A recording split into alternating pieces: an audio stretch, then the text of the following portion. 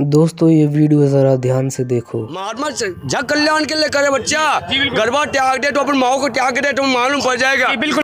मोह माया त्यागना तो बहुत अच्छी बात है, किंतु अपने आप की प्रशंसा करना एक साधु के लिए शोभा नहीं देता है। और ये बाबा जी ना खुद की प्रशंसा कर रहे हैं बल्कि रिपोर्टर को कह भी रहा है, तुम मोह माया का त्याग करके देखो तो मैं मानूं। और रिपोर्टर के ऊपर हाथ भी उठाते हैं। साधु का अर्थ क्या होता है? वह सहनशील, दयालु और सभी जीवों के प्रति महत्वपूर्ण होते हैं।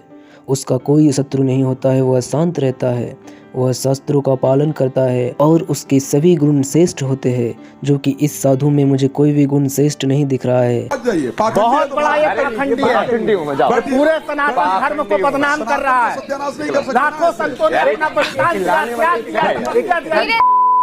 ये महोदय खुद को धर्म गुरु कहते हैं, जो खुद सरेआम गाली का प्रदर्शन कर रहे हैं। और ये गुरु जगत को धर्म का ज्ञान देते हैं। कैसा ज्ञान देते हैं? गाली सीखने का या फिर लोगों को परेशान करने का?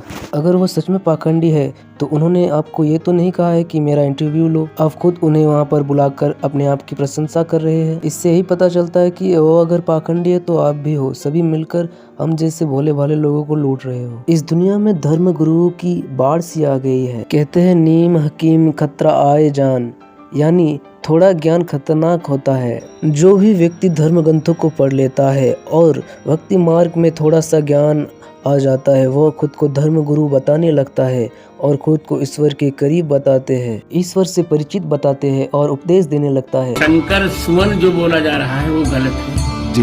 हनुमान जी शंकर जी के पुत्र नहीं है, शंकर जी ही हनुमान है। मूल बात है उसका शंकर स्वयं केसरी नंदन। नोट करते आइए जी महाराज जी। 27वीं चौपाई में सब पर राम तपस्वी राजा बोला जा रहा है जी। तपस्वी राजा नहीं, सब पर राम राय सिर ताजा। 32वें में राम रसायन तुम्हारे पासा, सदा रहो रघुपति के दासा नहीं है वो जी। सादर हो रघुपति के दासा। 38वीं चौपाई है, जो सतबार पाठ कर कोई नहीं पाठे, यह सतबार पाठ कर जोई, छूटे बन्नी महासुख हो। लेकिन भक्तों के लिए सबसे कठिन सवाल अनिश्चित रह जाता है। इसका मतलब सच्चा सदगुरु कोई होता ही नहीं है? नहीं, कुछ ऐसा सदगुरु है जो बिल्कुल सच्चा है।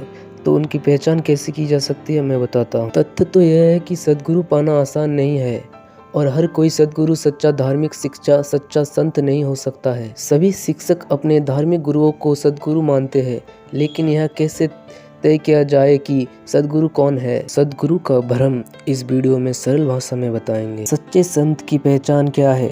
क्या उनके समकालीन धार्मिक गुरुओं में भी वही गुण है जो पवित्र शास्त्रों में बताया गया है?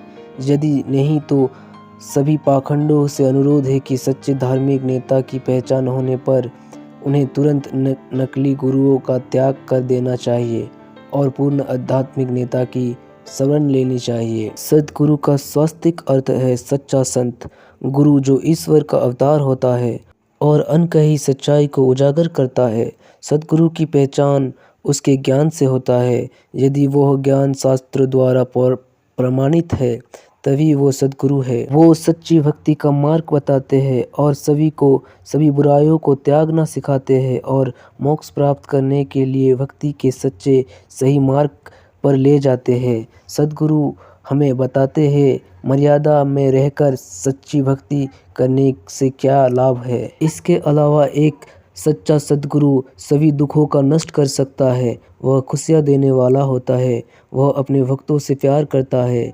एक सच्चा संत हमें जाति पत और रंग से परे रहना भी सिखाता है। एक सदगुरु हमें भौतिकवादिक दुनिया के संबंधों से मुक्त करने के लिए आ जाता है और हमें मोक्ष प्राप्त करने के उपदेश से अपने जीवन को कैसे जीना है और इसके बारे में मार्गदर्शन करता है।